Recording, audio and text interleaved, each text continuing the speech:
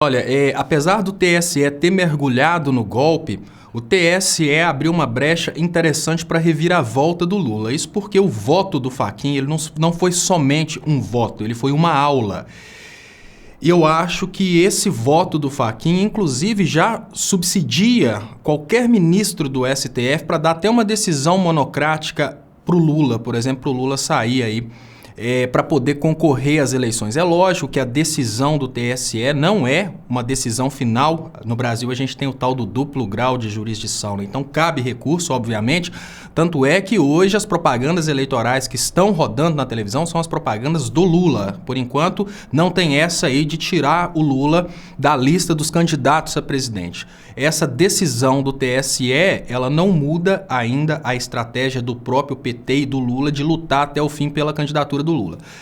As repercussões dessa decisão, sim, mostram o tamanho do apoio que o Lula tem, apesar de a gente ainda viver uma realidade em que o brasileiro está muito religioso, muito crente de que no final tudo vai dar certo. Algumas pessoas já começam a se manifestar, a gente já tem alguns levantes nas ruas, mas tudo isso acontecendo de uma forma um pouco desorganizada, porque as lideranças de esquerda elas estão todas preocupadas com as próprias eleições. Então, o momento é um momento muito complexo para Levante Popular, Léo, porque, olha, um Levante Popular ele depende de um trabalho conjunto das lideranças de esquerda. Por outro lado, se essas lideranças de esquerda abrem mão das próprias candidaturas para lutar pela candidatura do Lula, o risco é a gente ter mais uma vez um Congresso Nacional golpista. Então é um momento muito delicado e é um momento que as pessoas precisam se coordenar. A gente está tendo aí, inclusive, pessoas botando fogo nas ruas. Eu acho que o trabalho talvez tenha que ser um pouco mais coordenado no sentido de pedir a democracia e nem partir tanto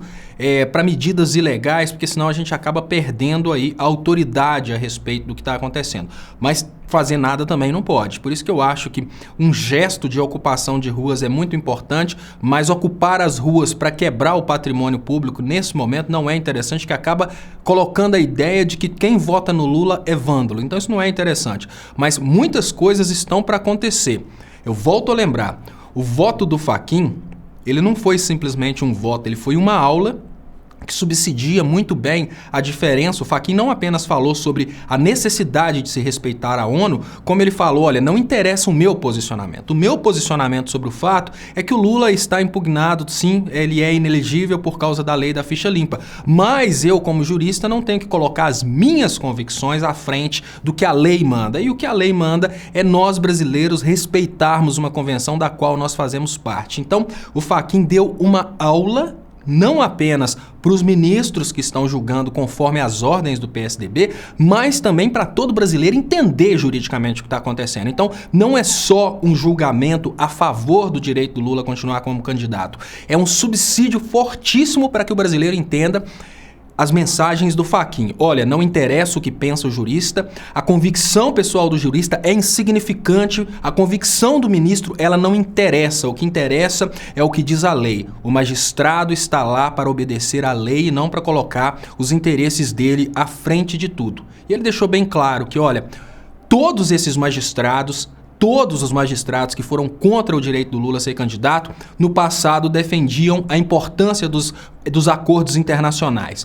Todos eles. E a pergunta que a gente tem que se fazer no momento é o seguinte, espera aí, todos os magistrados antes se faziam a favor dos acordos internacionais. Todos esses magistrados, todos esses ministros deram aula explicando que os acordos internacionais têm força constitucional no Brasil ou então caráter supralegal, que é acima de todas as leis. Aí eu pergunto, o que faz um magistrado, que faz um juiz, o que faz um ministro que deu aula sobre um assunto falando que esse tipo de pacto ele tem valor constitucional, o que faz ele voltar a palavra atrás?